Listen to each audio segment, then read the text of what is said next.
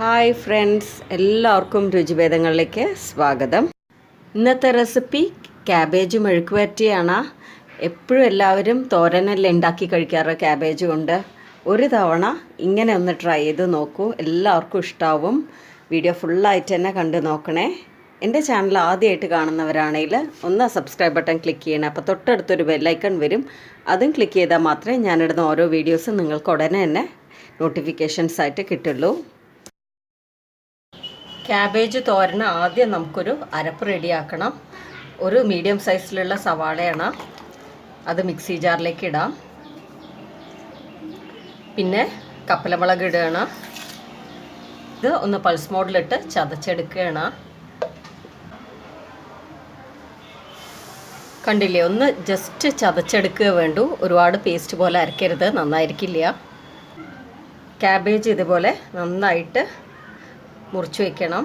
കണ്ടില്ലേ, ഒരുപാട് വലിയ പീസസ് ആണെങ്കിൽ നന്നായിരിക്കില്ല. കടായിലേക്ക് എണ്ണ ഒഴിക്കാം.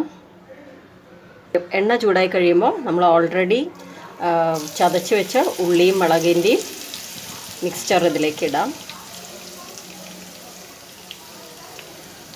ഇതിൻ്റെ പച്ചവാസനയൊക്കെ പോകണം, നന്നായിട്ടൊന്ന് റോസ്റ്റ് ചെയ്തെടുക്കണം.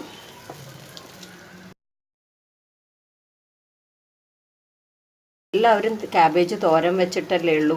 ഒരു പ്രാവശ്യം ഇങ്ങനെ മെഴുക്കുവരട്ടി ഉണ്ടാക്കി നോക്കൂ, നല്ല ടേസ്റ്റാണ്. എൻ്റെ വീട്ടിലെല്ലാവർക്കും തോരനെക്കാട്ടിലും മെഴുക്കുവരട്ടിയാണ് ഇഷ്ടം. അത് കാരണം ഞാൻ ഇങ്ങനെ ഉണ്ടാക്കാറുണ്ട്. സംസാരിച്ചിരുന്ന് മഞ്ഞൾപ്പൊടി ഇടാൻ മറന്നുപോയി, മഞ്ഞൾപ്പൊടി കുറച്ച് വേണം.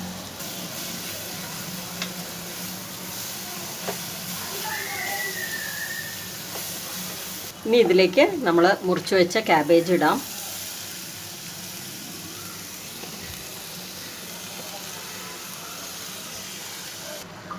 നന്നായിട്ടൊന്ന് മിക്സ് ചെയ്യണം. ഒന്ന് വെള്ളം തെളിച്ചു കൊടുക്കാനേ പാടുള്ളൂ, ഒരുപാട് വെള്ളം ഒഴിക്കരുത്. ഇടയിലിടയിലായിട്ട് മിക്സ് ചെയ്ത് കൊടുക്കണം.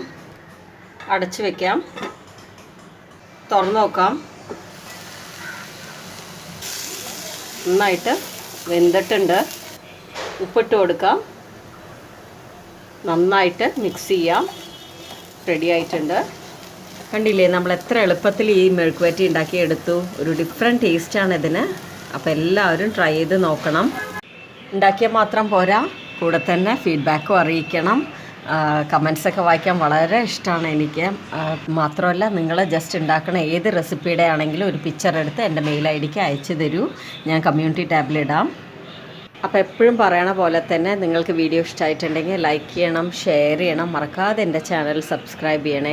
Thank you all.